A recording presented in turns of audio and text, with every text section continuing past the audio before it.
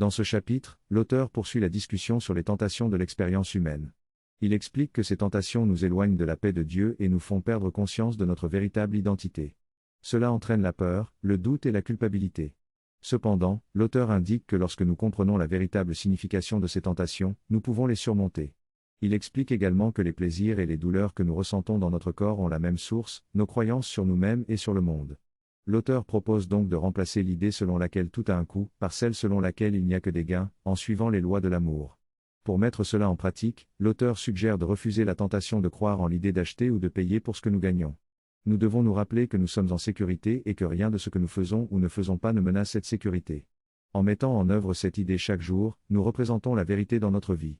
L'auteur recommande de commencer par une action simple qui ne génère pas de peur, pour montrer que nous avons accepté cette nouvelle idée. La leçon parle d'expérimenter de nouvelles idées et d'actions dans sa vie quotidienne. Par exemple, cela peut être se permettre de dormir autant que nécessaire le matin ou dépenser un petit montant d'argent sans nuire au budget.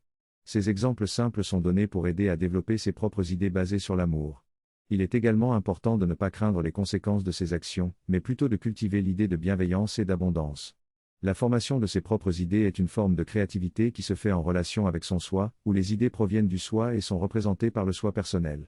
Croire sans former ses propres idées peut conduire à de fausses croyances.